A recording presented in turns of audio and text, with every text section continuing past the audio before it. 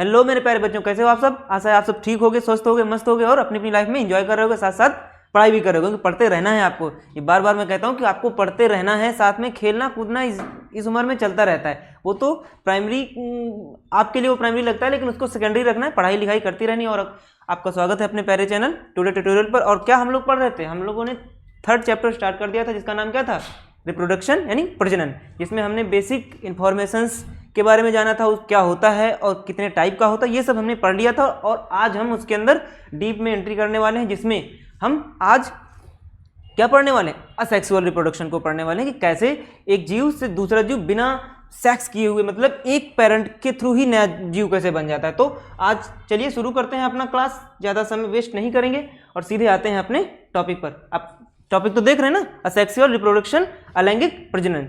इसके बारे में हमने डिफिनेशन तो पढ़ी ली थी लास्ट क्लास में,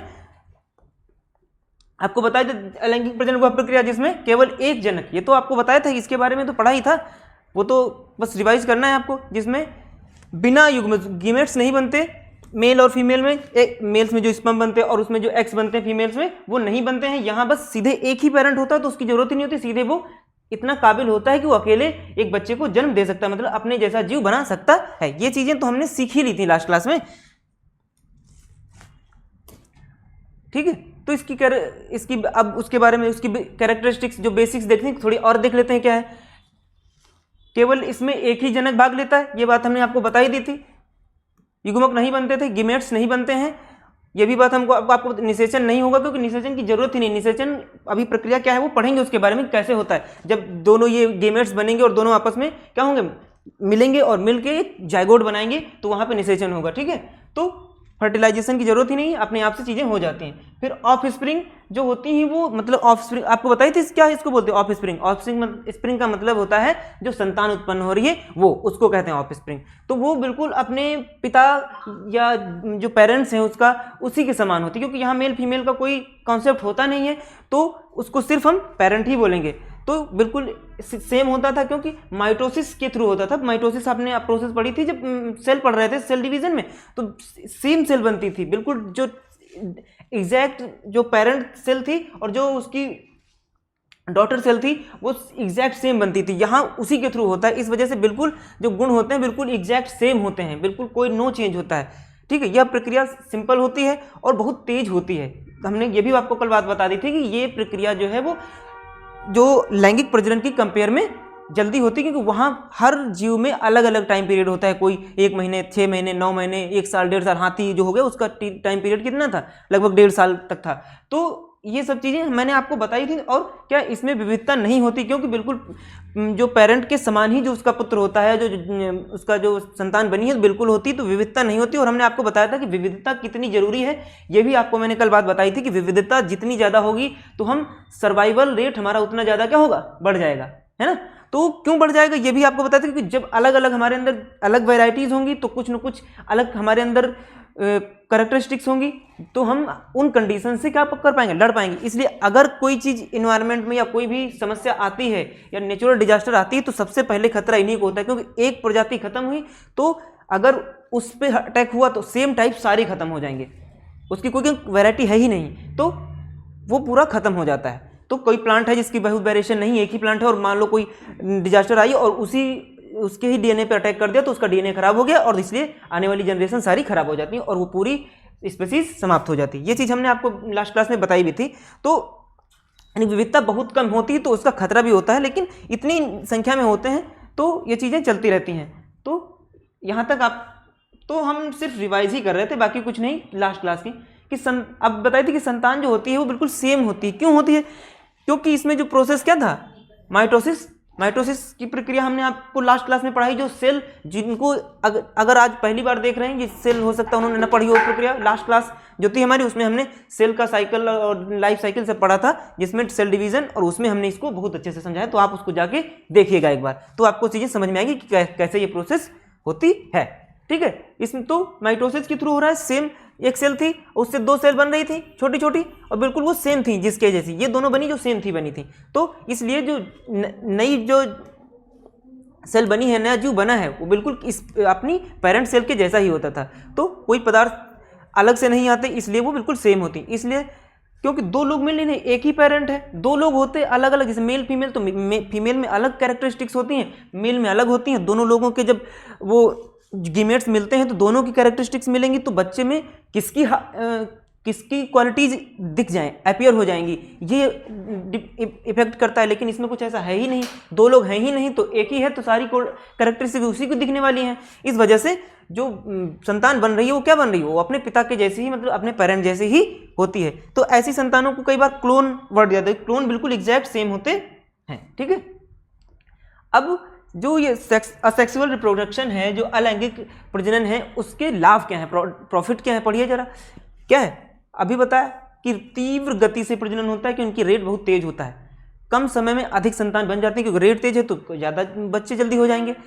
समय एवं ऊर्जा की बचत हो जाएगी, क्योंकि जल्दी हो रहा है तो समय बच रहा है, ऊर्जा। अच्छे गुण सुरक्षित रहते हैं, क्योंकि क्वालिटी दो मिल नहीं रहे हैं, तो इस वजह से जो कैरेक्टरिस्टिक्स हैं, जो क्वालिटीज़ हैं, जेनेटिक इन्फॉर्मेशंस हैं, वो ट्रांसफ़र नहीं हो रही, सिर्फ जो पिता में थी वो आगे जनरेशन में जल्दी ट्रांसफ़र हो जाती हैं, और इसलिए वो बनी रहती हैं, सेम बनी रहती हैं, कुछ ज़्यादा चेंजेस नहीं होते। और प्लस इसका इफेक्ट हम जब और पढ़ेंगे भी तो बताएंगे कि एग्रीकल्चर में बहुत इसका यूज़ है, क्योंकि हम जब चावल से चावल बनाने वाले हैं तो राइस की जो बहुत सारी हम वैरायटी बनाते हैं, तो यही चीज़ उसमें जेनेटिक रिफॉर्म करके हम वो चीज़ें सेम वही चीज़ें पा लेते हैं। तो कृषि में बहुत उपयोगी है, और इसके उपयोग हम आगे पढ़ने वाले हैं। ठीक है, लॉसेस क्या हैं, लॉसेस बहुत ज़्यादा नहीं, लेकिन बेसिक एक दो हैं, क्योंकि वैरायटी नहीं है तो उसका खतरा था, हमने आपको बताया था कि तो आनुवंशिक विविधता नहीं होती है, तो विविधता नहीं है तो उनके विलुप्त होने का खतरा थोड़ा ज़्यादा बना रहता है, कि अगर उस प्रजाति पे कोई बीमारी अटैक कर गई तो सारी प्रजाति समाप्त हो सकती है, क्योंकि कोई भी ऐसी प्रजाति नहीं है जो उससे लड़ पाए।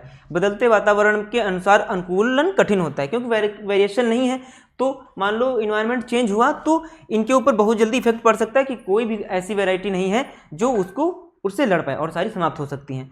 समान पौधों में रोग तेजी से, कोई रोग आया और वो उसी पर्टिकुलर, मान लो राइस के ऊपर कोई आया, तो सारे राइस को उसने इफेक्ट कर दिया, उसकी वैरायटी नहीं है, तो राइस सारी जितनी भी राइस की प्रजाति थी, जो भी एक ही थी, क्योंकि प्रजाति एक ही थी, बहुत सारी थी ही नहीं, इस वजह से वो बहुत तेजी से फैलता है और पूरी खराब हो सकती है। तो रोग बहुत तेजी से फैलते हैं, कोई ऐसा नहीं है जिसके अंदर उसका एंटीडोट हो जो उस बीमारी से लड़ पाए, तो प्रजाति समाप्त हो जाती है। ठीक है, तो ये डिसएडवांटेज हो गए उसके। चलिए आगे बढ़ते हैं। अब क्या है, अब आते हैं कि कैसे होता है ये क्या असेक्सुअल रिप्रोडक्शन की प्रोसेस में घुसने वाले हैं, अब पढ़ने वाले हैं कि कैसे होता है।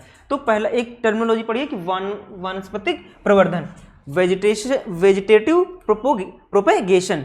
क्या है ये वानस्पतिक जो प्रवर्धन है, अलैंगिक प्रजनन की बहुत इंपॉर्टेंट विधि है, जिसमें एक नए पौधे बीज के स्थान पर जड़, तना, पत्ती जैसे वानस्पतिक भागों से विकसित होते हैं। मतलब यहाँ सीड की जरूरत नहीं है, बिना सीड के ही प्लांट, आपने बहुत सारे प्लांट्स देखे होंगे जो बिना सीड के उग जाते हैं, जैसे आपने गन्ना देखा होगा, शुगर केन, आपने आलू देखी होगी, उसकी सीड नहीं बोते हम लोग, उसका स्टेम ही बो देते हैं काट के, तो वहाँ उसको ही क्या बोलते हैं, वानस्पतिक प्रवर्धन बोला जाता है। ये एक क्या है, असेक्सुअल रिप्रोडक्शन, क्योंकि नया पेड़ बिना सीड के उत्पन्न होना, क्योंकि सीड ही हमारा क्या है, मेनली उनका वो होता है जो नया पेड़ तैयार करता है, लेकिन यहाँ ऐसा कुछ नहीं होता, यहाँ बिना सीड के ही चीज़ें होती हैं। तो कहाँ कहाँ होता है उसके बारे में हम अच्छे से देखने वाले हैं। अब देखिए इस इमेज को, कैसे कैसे होता है आपका नेचुरल वेजिटेशन। ठीक है, ये तो पहला एग्जाम्पल रनर्स। आपने कुछ प्लांट्स आपने देखो कि उनके अंदर जमीन के अंदर ही उनके अंदर क्रीपर जैसी होती हैं, और उनके अंदर वो जाती हैं और अंदर से नया प्लांट निकल जाता है। तो देखो रनर्स हैं, और यहाँ पे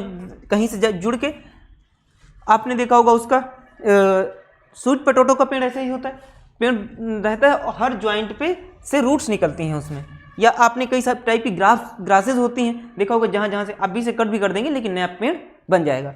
तो ये रनर्स हैं। स्ट्रॉबेरी आपके एग्जाम्पल में कि स्ट्रॉबेरी का प्लांट भी ऐसा ही होता है, जिसमें वो रनर्स के थ्रू, यानी कि उसके जो रनर्स हैं उनके हर जॉइंट पे, हम जो हमने सेल्स पढ़ाई थी तो उसमें टिश्यू पढ़ाया था, जो तो एक क्या नाम था, इंटरस्केलरी जो टिश्यू था, जो जॉइंट्स पे जहाँ से नया प्लांट बनता था, तो वो वही चीज़ें हैं यहाँ पे। इंटरस्केलरी टिश्यूज की बहुत ज़्यादा मात्रा में होते हैं, इस वजह से जॉइंट्स में वो जहाँ से रूट्स को पकड़ लेते हैं और एक नया प्लांट वहीं से तैयार होता है। 20 से कट भी कर दोगे तो एक नया प्लांट बन जाएगा। फिर आते हैं राइजोम्स। आपने अदरक देखी, जिंजर और क्या कहते हैं वो हल्दी, टर्मरिक, उनके अंदर उनकी जो आपने देखी जो रूट जैसी दिखती है, बट रूट नहीं होती, वो भी ये क्या होता है, एक टाइप का स्टेम होता है जिसको राइजोम्स बोला जाता है। कुछ उभरे हुए ऐसे स्टेम्स होते हैं, उनके अंदर देखोगे नुकीले नुकीले से किनारे, जब आप ताज़ा पेड़ उखाड़ेंगे देखेंगे तो कुछ ऐसे स्ट्रक्चर आपने देखे हैं। ये यहीं से नया पेड़ क्या होता है, इनको जो मिट्टी बोलते हैं यहाँ से नया पेड़ तैयार हो जाता है। इनके लिए भी सीड की जरूरत नहीं है। तो एग्जाम्पल में आपके पास क्या है, जिंजर, जहाँ नेचुरल वेजिटेटिव प्रोपगेशन होता है, और ये आपको एग्जाम्पल्स अच्छे से याद रखने। फिर आपने पोटैटो तो आपका सबसे अच्छा एग्जाम्पल है, जिसमें आपने देखा होगा उनके अंदर आइज होती है, जिसके अंदर से नया प्लांट तैयार होता है, और ये सबसे कॉमन एग्जाम्पल है। आप अगर जिसने भी नहीं देखा है तो आप अपने घर में गर्मी के जब हो जाए, गर्मी के थोड़ी सी सीजन में आप आलू को रख देंगे 2-3-4 दिन तक, तो उसमें आपकी उसकी जो आइज होती है, छोटे छोटे गड्ढे दिखते होंगे होल पोर्स, वहीं से नया ऐसे कुछ निकलता हुआ आपको दिखेगा उसके अंदर से। तो जैसे उसका सीजन आएगा, या आलू बोरे का जो सीजन होता है नॉर्मली इंडिया में अपने नवंबर के आसपास होता है, तो नवंबर के आसपास जब आलू आप देखोगे लेके आओगे तो उसमें आपको ये आइज दिखाई देने लगेगी। ठीक है, फिर आ गया बल्ब्स। अब आपने जो गार्लिक देखा है, गार्लिक का पेड़ देखा होगा, गार्लिक का पेड़ नहीं भी देखो तो जो गार्लिक है उसके अंदर जो हम वो खाते हैं सब्जी में या मसाले में, तो वो क्या है, वही एक पेड़ की तरह, उसको कहीं भी मिट्टी में गाड़ दो उसको तो एक नया प्लांट बन जाता है। जो उसके बल्ब्स हैं ये भी क्या है, स्टेम है एक टाइप के। ठीक है, आपका जो ऑनियन है और गार्लिक है ये सब रूट्स नहीं है, आपको ये भी ध्यान रखना है, रूट्स इसके देखो नीचे हैं, ये कि भी एक टाइप का स्टेम ही है, और इससे भी नया पेड़ तैयार होता है। तो यहाँ देखो सीड की जरूरत नहीं है, आप देख पा रहे होंगे। ठीक है, कॉर्म्स को कोलोसिया कोलोकैशिया नाम है इसका, ये भी एक जंगली पौधा है जो उसके रूट्स से के स्टेम्स के जस्ट ऊपर वाले पार्ट से निकलता है। ठीक है, तो वो आपके लिए इतना इंपॉर्टेंट नहीं, लेकिन आप ये एग्जांपल आप अच्छे समझ पा रहे हैं। फिर आप देखिए बनाना, आपने बनाना का ट्री देखा होगा, तो बनाना का ट्री जब होता है तो उसके पास में दिख रहा है ना, हम आपको दिखाते हैं, रुक जाओ। ठीक है, देखो ये है, तो बनाना आपने ये मेन पेड़ था, एक पेड़ आप लगाइए कभी किसी जगह पर, फिर देखोगे आप उसके आसपास से नए नए पेड़ निकलते रहते हैं उसके रूट्स के अंदर से, उसके अंदर से। ठीक है, तो इनको सकर्स बोला जाता है, जो उसके अंदर से ऐसे निकलते हैं और एक नया पेड़ की तरह ऐसे अंदर से रूट्स जैसी होती है और बाहर निकलती है और फिर वो एक नया पेड़ बना देती है। तो आपने ये भी एग्जाम्पल देखा होगा कि एक पेड़ लगाओ, बहुत सारे पेड़ केले के हो जाते हैं। इसको आप दूसरी जगह निकाल लीजिए यहाँ से मिट्टी साथ में और दूसरी जगह लगा दीजिए, फिर वही काम करेगा। इसके साथ भी खड़ा रहता है। एक जगह देखो केले का पेड़ कभी एक साथ नहीं होता, जो क्रॉप्स में होता तो इनको हम हटा देते हैं, क्योंकि ये इस पेड़ पे ज़्यादा इफेक्ट ना पड़े, क्योंकि ये उगेंगे तो ये क्या ले लेंगे, न्यूट्रिएंट्स ये यूज कर लेंगे, तो क्रॉप्स में उगाते हैं। लेकिन नॉर्मली हम जो घर में उगाते हैं कई जगह देखोगे तो ऐसे होते हैं, कई सारे पेड़ एक साथ उगे रहते हैं। ठीक है, तो ये अभी आपका एग्जाम्पल है। वाटर हाई सिंथित, ये क्या है, इसमें देखोगे कि जो पत्तियां होती हैं उन्हीं के साथ में साइड जस्ट स्टेम के नीचे से नए नए ऐसे हेयर लाइक निकलते हैं और वहीं से नया पेड़ तैयार हो जाता है। ये भी वाटर का है। ये आप जब बहुत सारी जो देखोगे सबका एल्गी टाइप का होता है, उसमें तालाबों में देखा होगा ऐसे फैल जाती है और पूरा ऐसे ही फैलते फैलते, और एक पेड़ अगर आपने डाल दिया पानी के अंदर तो पूरे उस पानी के अंदर तालाब के अंदर ये पूरा हो जाता है। ठीक, फिर आते हैं ब्रायोफाइलम। ये एग्जांपल हमने आपको बताया था, जो नाम लिखवाए थे कॉमन है। ब्रायोफाइलम की जो पत्तियां होती हैं, पत्तियों के ऊपर छोटे छोटे छोटे पत्तियों जैसे एक पेड़ जैसे स्ट्रक्चर तैयार होते हैं। ये देखो दिख रहे होंगे आपको, दिख रहे हैं ना ये, तो ये जो ये है यही, ये जब ये अलग हो जाएंगे और एक नए पेड़ की तरह काम करेंगे, इनको उठा के आप कहीं रख दोगे दूसरी जगह, ये नए पेड़ की तरह उग जाएंगे। समझ में आया ना? तो देखो कैसे पेड़ हो रहा है, सीड की जरूरत नहीं है। तो जो नेचुरल वेजिटेशन है या वेजिटेटिव प्रोपगेशन है, इसमें ये नेचुरल तरीके से हो रहा है, इसमें हम कुछ नहीं कर रहे हैं, ये नेचुरल होता ही है, ऐसे ही इनमें पेड़ नए पेड़ बनते हैं, हम इसमें कुछ नहीं करते। आप ये भी देखिए, शुगर केन देखा आपने, शुगर केन में भी इसका एग्जांपल, शुगर केन का जो आप गन्ने को काट के कहीं भी डाल दीजिए और वो मिट्टी में वो अपने आप उग जाता है, उसमें आपको कुछ करने की जरूरत नहीं, क्योंकि उसके जो जॉइंट्स होते हैं वहाँ सेम रोज में भी होता है, रोज में भी नेचुरली होता है। हम लोग कट करके लगा देते हैं और नया पेड़ तैयार हो जाता है, इसमें रूट्स अपने आप से नेचुरली आ जाती हैं। ठीक, उसके अंदर वो कैपेसिटी होती है खुद से। कुछ में हम जब अभी पढ़ेंगे आगे चीज़ें जो लोग आर्टिफिशियल वाला, तो उसमें हम लोग कलम लगाना है, आपने पढ़ा होगा जो कलम लगाते हैं, कटिंग करते हैं, वो सब चीज़ें हम आगे पढ़ेंगे। फिर हो गया आपके पास लायरिंग, ये नेचुरल वाली है, ये आर्टिफिशियल भी होती है, कुछ पेड़ों में नेचुरली भी होती है। सेम वैसे ही होता है, ये पेड़ ऐसे इसके जैसा ही कह लो, मिट्टी के अंदर से नई जब ये पेड़ कट जाता है तो इसके अंदर ऑटोमेटिक रूट्स निकल आती हैं और ये मिट्टी के अंदर वहीं से जहाँ से भी जो मिट्टी पकड़ता है वहीं से नया पेड़ तैयार हो जाता है। तो ये हो गया आपका क्या, नेचुरल वेजिटेटिव प्रोपेगेशन, प्राकृतिक कायिक प्रवर्धन बोलते हैं इसको। ठीक है, तो आपने एग्जाम्पल्स देख लिए अच्छे से इस इमेज को देखिए और एग्जाम्पल्स को देखिए और आपको मजा आ रही होगी। क्यों? क्योंकि इससे अच्छा कंटेंट आपको नहीं मिलेगा। आप देख कहीं भी जाइएगा, इससे अच्छा। अब आते हैं थोड़ा सा एग्जाम्पल्स उन्हीं के बारे में पढ़ लेते हैं। तो पोटैटो आपको बताया, तो पोटैटो क्या है? एक भूमिगत तना है। आपको ध्यान रखना कि पोटैटो क्या है? स्टेम है। आज ये आप बात पढ़ोगे, ये आपको किसी भी कंपटीशन एग्जाम में भी पूछा जाता है कि आलू क्या है, तो आपको ये बताना है कि आलू क्या है? स्टेम है। इसकी सतह पर उपस्थित आंखें, जिनको आइज होती हैं, आइज जो होती हैं वास्तव में वो कलिकाएं, उसी के अंदर से कलिकाएं, वो पेड़, नया पेड़ वहीं से निकलता है और जिनमें नए पौधे विकसित होते हैं। तो ये हो गया आपका।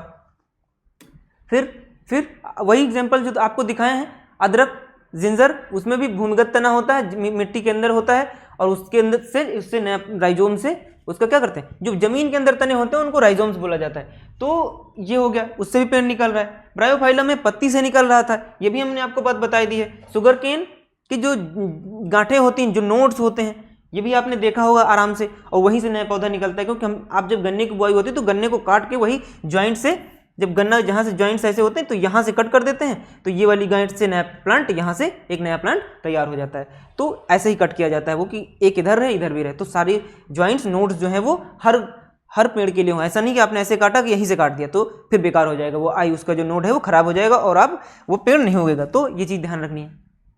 अब आते हैं आर्टिफिशियल। ठीक है, तो आर्टिफिशियली भी ये प्रोसेस हम करा सकते हैं। कहाँ कहाँ होता है, क्या होता है? अब पहला है कि कटिंग के थ्रू। किसके थ्रू? कटिंग। हम कटिंग करेंगे। आओ आगे इमेज दिखाते हैं आपको, पहले इसके आगे देखो कटिंग, देखो कैसे होता है। आप कोई भी पेड़ लें, आपने कई बार देखो कि हम उस पेड़ की डाल को कट कर लेते हैं और उसको एक ग्लास में रखते हैं और ग्लास में रख देते हैं या पानी में रख देते हैं, वाटर में, और फिर वो उसके अंदर धीरे धीरे वो उसके अंदर रहता है। धीरे धीरे उसके अंदर कुछ रूट्स, सारे प्लांट्स में नहीं होता ये एबिलिटी, लेकिन कई सारे प्लांट्स जो मनी प्लांट और ऐसे पेड़ होते हैं, बैम्बू वगैरह में आपको ये चीज़ देखने को मिलती है। आप रोज के प्लांट में भी ये चीज़ देख पाओगे कि रोज का एक डाल काट लो, उसको पानी, फिर धीरे धीरे उसके अंदर रूट्स डेवलप हो जाती हैं और फिर धीरे धीरे करके उसी को हम निकाल के फिर मिट्टी में लगा देते हैं और एक नया पौधा तैयार हो जाता है। तो ये आर्टिफिशियल हो रहा है, मतलब हमने किया, वहाँ नेचुरली चीज़ें थी, ये आर्टिफिशियली हो रही है। तो कटिंग क्या है? हमने कटिंग के थ्रू भी एक नया पौधा तैयार किया है। सेम पौधे से, सेम पौधे की क्वालिटी है, जैसा पौधा इसका पेरेंट पौधा था सेम पौधा है, सारी क्वालिटीज़ रहेंगी, जैसे फ्रूट्स वो दे रहा होगा वैसे ये भी देगा, कोई चेंज नहीं होगी। तो क्या है कटिंग? तो स्वस्थ, बढ़िया, फ्रेश, बढ़िया वाला लेंगे, क्योंकि जितना अच्छा स्टेम होगा उतना ही अच्छा पेड़ तैयार होगा। इसलिए अच्छा फ्रेश तना लिया जाता है और बहुत ज़्यादा मजबूत तना नहीं लिया जाता, मतलब मैच्योर हो लेकिन बहुत पुराना नहीं होना चाहिए कि किसी पेड़ के जाके आप इतनी मोटी डाल ला के रख दिया के। इसलिए ये पौधों में होता है, बहुत बड़े प्लांट्स में ये चीज़ें नहीं देखने को मिलती। पौधे जैसे फूल वाले पौधे, उनमें सब। तो स्वस्थ तने का एक भाग काटकर मिट्टी में लगाया जाता है, कुछ समय बाद उसमें जड़ें विकसित हो जाती हैं और नया पौधा बन जाता है। उदाहरण गुलाब हो गया, मनी प्लांट और बोगनवेलिया, ये आपके एग्जाम्पल हैं किसके? ये कटिंग यहाँ होती है। ठीक है, अब आते हैं, अगला है बहुत कॉमन है, ये सबसे ज़्यादा कॉमन आम, अमरूद, फ्रूट्स वाले फलों में देखने को मिलता है। और आज हम इसके थ्रू क्या करते हैं कि एक पुराना पौधा होता है हमारे पास, एक नया पौधा होता है, बेबी प्लांट। उस प्लांट को, कोई भी प्लांट हो, हम एक पौधा तैयार करते हैं, रूट्स उसमें होती, और जस्ट एक पुराने प्लांट जो होता है उसकी डाल को उसके साथ क्या करते हैं, बांध देते हैं, जिससे जो पुरानी डाल बांधी गई है पुराने पेड़ की, तो उस जो ऊपर पौधा तैयार होगा तो उसका तैयार होगा। इसलिए इस तरह की क्रॉप्स में जो होता है वो फसल बहुत जल्दी देती हैं। क्या देती हैं? फसल जल्दी देने लगती हैं, क्योंकि वो पहले से मैच्योर होता है। वो जो डाल हम बांधते हैं उसके साथ में, वो पहले से, इसे आपने देखा होगा कि छोटे छोटे आम के पेड़ आप लाते हैं और एक बार लगाते हैं और वो अगले साल वो फ्रूट देने लगते हैं। जबकि आप अगर नेचुरली सीड के थ्रू बोते हैं तो 5, 6, 7 साल बाद ही वो फ्रूट देता है। लेकिन ये आप आज पेड़ लगाइए, अगले साल उसमें फ्रूट ले लीजिए। क्यों? क्योंकि वो तो क्या प्रोसेस, 2 अलग अलग पौधों के भागों को जोड़कर एक नया पौधा तैयार किया जाता है। जड़ वाला भाग स्टॉक कहलाता है तथा ऊपर वाला भाग साइन कहलाता है। ठीक है, कहाँ कहाँ होता है? अब मैंने आपको बता दिया कि मैंगो में, ऑरेंज में, लेमन में, रोज में भी होता है। रोज तो हम वहाँ भी रख सकते हैं, रोज में हम जोड़ फिर, क्योंकि रोज के प्लांट को हम दूसरे प्लांट्स के साथ जोड़ के, क्योंकि उसमें वो एबिलिटी होती है कि उसकी स्टेम बहुत जल्दी एक्मोडेट हो जाती है, वो दूसरे के साथ जल्दी ज्वाइंट हो जाती है। ठीक है, तो वो यहाँ भी कर सकते हैं। ऐसा मत सोचना कि सर ने यहाँ भी गुलाब बोल दिया वहाँ भी बोल, क्योंकि गुलाब ऐसा पौधा है जो बहुत ही हर कंडीशंस में क्या कर लेता है। आओ एग्जाम देखो कैसे होती है।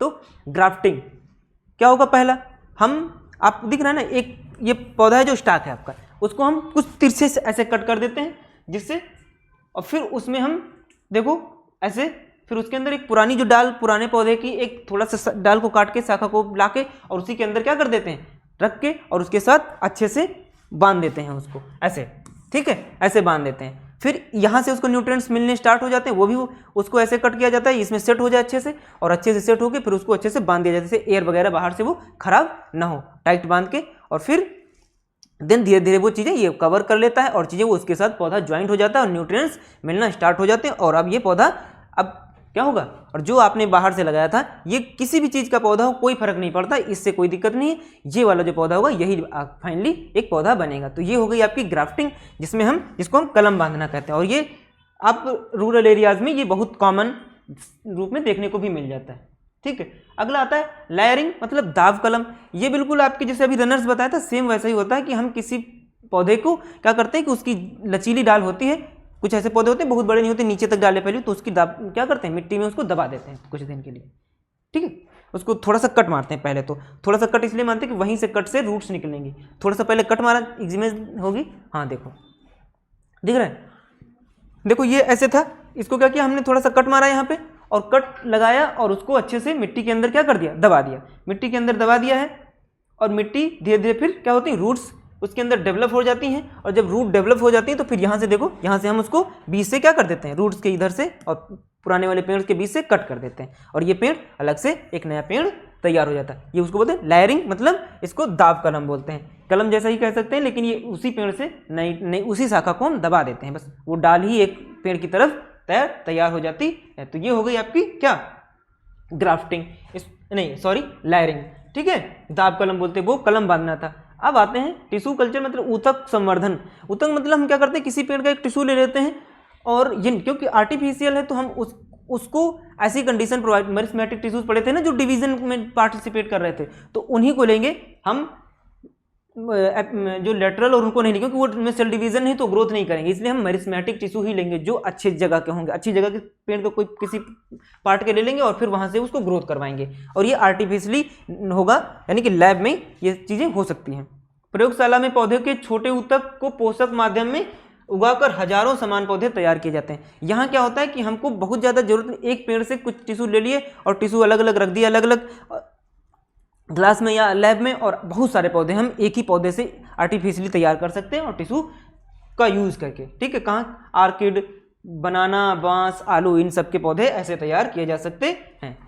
देखो कैसे होता है, ये था पेड़ था, पेड़ से हमने कोई किसी पार्ट से हमने उसका टिश्यू ले लिया, पत्ती ले ली, कुछ भी ले लिया अंदर से जो ग्रोथ कर सकता था, फिर हमने उसको लैब में रखा, और उसके अंदर ऐसी कंडीशंस प्रोवाइड की कि वो सेल डिवीजन होने लगे। देखो सेल डिवीजन हो रहा है इसके अंदर, देखो इतनी सारी हो गई, और धीरे धीरे करके उसके अंदर एक नया प्लांट, धीरे धीरे बहुत सारे जो टिश्यूज थे अलग अलग, देखो इतने सारे प्लांट्स तैयार हो गए। अब फिर वो धीरे धीरे उन प्लांट्स को अलग अलग कर देंगे, जितने अलग अलग निकलेंगे अलग अलग, और एक प्लांट ऐसे तैयार हो जाएगा, ये भी लैब में, फिर इसको निकाल के हम मिट्टी में रख देंगे और एक नया प्लांट तैयार हो जाएगा। तो ये भी एक आर्टिफिशियल तरीका है जिसके थ्रू हम बहुत सारे प्लांट्स को क्या कर सकते हैं, तैयार कर सकते हैं। आज के टाइम में बहुत सारी क्रॉप्स ऐसे तैयार करी जाती हैं जो लैब में ऐसे ही चीज़ें, नई नई चीज़ें बनाई जाती हैं। तो आपको ये सीखना है कि कैसे अगर आप इस सेक्टर में जाएंगे या कुछ काम करेंगे तो ऐसी चीज़ें आपको करने को मिलेगा। इंटरेस्टिंग, कितना मज़ेदार है ये ना, कितना मज़ेदार है। अब देखो एग्रीकल्चर में क्या इंपॉर्टेंस है किसका, आपका जो नेचुरल वेजिटेटिव प्रोपेगेशन का। कम समय में अधिक पौधे उगाए जा सकते हैं। रोग मुक्त पौधा, क्योंकि जब हम पता लगा लेते हैं कि कौन सा पौधा क्या है, दिक्कत वाला है, तो उसके टिश्यू को हम सही करके और फिर से बहुत सारे अच्छी वाली सेल लेते हैं, और अच्छी वाली सेल लोगे तो जो टिश्यू लोगे तो अच्छे पौधे तैयार होंगे ना, क्योंकि उसमें बीमारी है ही नहीं, तो रोग मुक्त पौधा तैयार करने में आसान हो जाएगा। समान क्वालिटी, बिल्कुल जो अच्छा वाला पौधा, बिल्कुल, क्योंकि क्या हो रहा था, यहाँ माइटोसिस होता है तो माइटोसिस में सेम सेल्स बनती हैं, इस वजह से समान गुणवत्ता मिल जाएगी, बिल्कुल जैसी पहले थी वैसी, ठीक, फसल बिल्कुल सेम मिलेगी, उत्पादन अधिक हो जाएगा, क्योंकि हम अच्छे प्लांट्स लेंगे, जो बीमार वाले हैं उनको यूज ही नहीं करें तो हम उत्पादन भी अधिक होगा, क्योंकि अच्छा पौधा है, स्वस्थ पौधा है तो अच्छा प्रोडक्शन भी देगा। और व्यावसायिक खेती, मतलब जो कॉमर्शियल क्रॉप्स हैं वहाँ इनका यूज ज़्यादा होता है। इसलिए अभी जब आपने एग्जाम्पल्स देखे थे तो एग्जाम्पल्स में क्या था, केला, आर्किड, बांस, आलू, ऐसे क्रॉप्स में देखने को मिलता है जो कॉमर्शियल क्रॉप्स होती हैं, ठीक है। तो ये चीज़ें वहाँ पे आप टिश्यू कल्चर ये सब चीज़ें कर सकते हैं। अब आगे क्या, अब थोड़ा सा डिफरेंस दोनों में क्या क्या है, उनके क्या क्या है, कहाँ कहाँ हो रहा है। ये नेचुरल है, वो आर्टिफिशियल। तो ये कहाँ होता है, पोटैटो में होता है, कौन, नेचुरल वाला। इसके बहुत सारे जिंजर, ब्रायोफाइलम, शुगर केन, ये इसके क्या हो गए, एग्जाम्पल्स हो गए। इसके एग्जाम्पल्स क्या हैं, कटिंग, कहाँ कहाँ हो रहा है, कटिंग होता है, ग्राफ्टिंग हो गया, लायरिंग हो गया और टिश्यू कल्चर हो गया, ये उसके एग्जाम्पल्स हैं। ये कहाँ कहाँ, यहाँ यहाँ हो रहा है। ठीक, तो इसमें कुछ बहुत खास नहीं है, जो चीज़ें हम पीछे पढ़ के आए हैं वही चीज़ें यहाँ पे दी हुई हैं, तो उनका बताया कि कहाँ कहाँ उसके एक टेबल के थ्रू, कि ये टेबल आप देख लोगे तो वहाँ सारी चीज़ें एक बार रिवाइज हो जाएंगी। ठीक है, तो चीज़ें समझ में आ गई होंगी यहाँ तक। और अब समय आ गया है किसका, आप सबका। आप सबको क्या करना है, कॉपी पेन उठाना है और कुछ क्वेश्चंस लिखने हैं जिनके आंसर आपको देने हैं, और आराम से जो हमने पढ़ा उसको थोड़े थोड़े शॉर्ट्स में, क्योंकि बहुत बड़े आंसर्स, लॉन्ग आंसर हमको आपको बाद में करवाएंगे, लेकिन अभी छोटे छोटे आंसर्स लिखना सीखिए, और जो आपने पढ़ा है उसको कॉपी पर उतारने का प्रयास हमेशा करिए, क्योंकि लिखना बहुत जरूरी है। पढ़ते जाओगे भूल जाओगे, लेकिन अगर आप लिख लिए, लिख के याद करोगे तो चीज़ें जल्दी याद होती हैं। तो पहला क्वेश्चन देखिए कि आपके लिए है, क्या नाम है उसका, डिफाइन अ सेक्सुअल रिप्रोडक्शन, अलैंगिक प्रजनन की परिभाषा लिखिए। आप लिख लोगे ना, ये तो कल क्लास में पढ़ा था, कल भी शायद क्वेश्चन मैंने आपको दिया हो। फिर दूसरा question, what is vegetative propagation, वानस्पतिक प्रवर्धन क्या है, ये भी जस्ट पढ़ के आए हैं, नेचुरल और आर्टिफिशियल दोनों आपको बताया।